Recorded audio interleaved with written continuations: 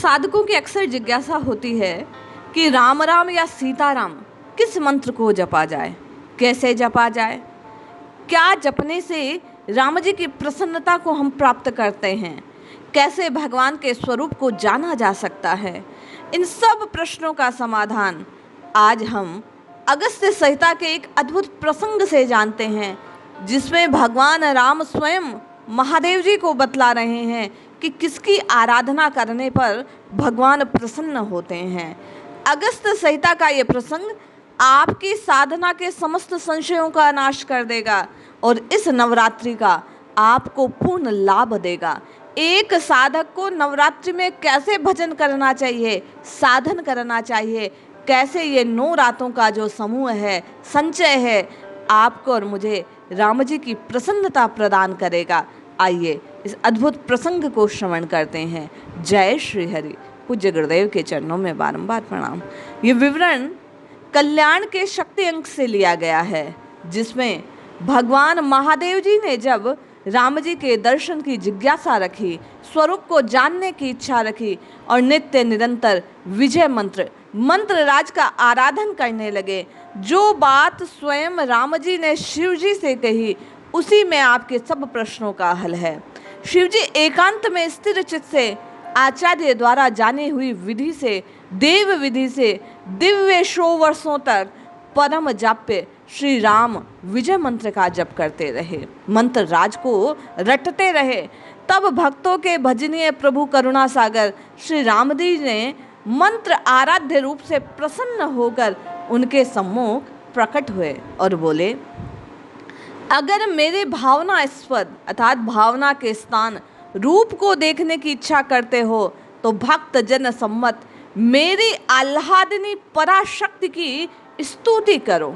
हे शंभो, मैं उनके सहित आराध्य हूँ, उन्हीं से मुझको आराम है, उन्हीं के मैं अधीन हूँ, उनके बिना मैं एक क्षण नहीं रह सकता, क्योंकि वे मेरा परम धन है, परम जीवन है।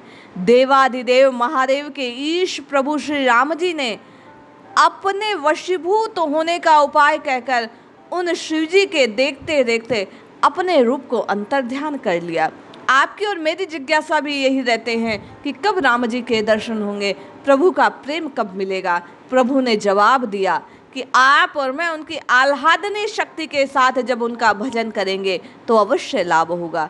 तब शिव जी ने उन जानकी जी के रूप को श्री राम जी के मुख से सुनकर उनके कारण रूप मन को एकत्र कर चिन्मय अर्थात ध्यान उनका आनंद करना प्रारंभ किया।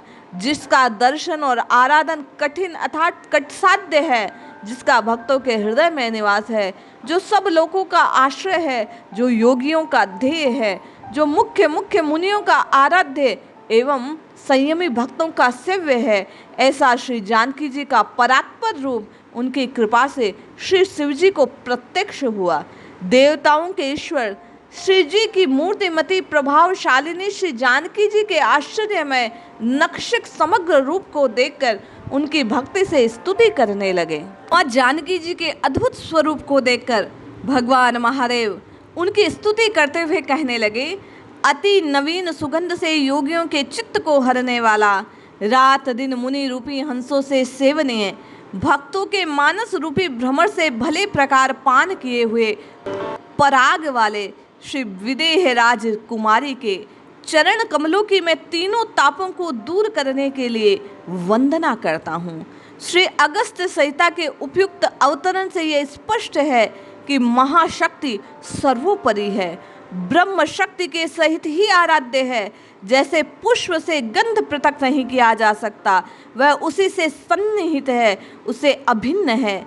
उसी तरह ब्रह्म और शक्ति कथन मात्र के लिए भी 2 नहीं हैं, वस्तुतः वे परस्पर अभिन्न है। जैसे गंध की चतुर्दिक से व्याप्त होकर पुष्प विशेष का परिचय होता है, उसी प्रकार अपनी आह्लादनी शक्ति से ही ब्रह्म तत्व का बोध करने योग्य होता है। इसलिए आपको और मुझे राम जी के बतलाए मार्ग का अनुसरण करना चाहिए। 9 दिन तक माँ जानकी के नाम के सहित, जानकी के स्वरूप के ध्यान सहित श्री सीताराम जी के नाम का जप करना अधिक श्रेष्ठ माना जाएगा।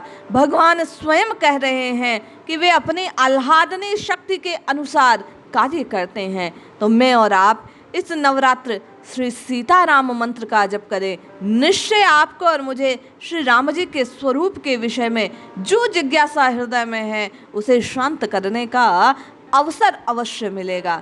सीताराम सीताराम सीताराम गाइए, सीताराम सीताराम सीताराम गाइए। जय श्री हरि, जय जय श्री सीताराम।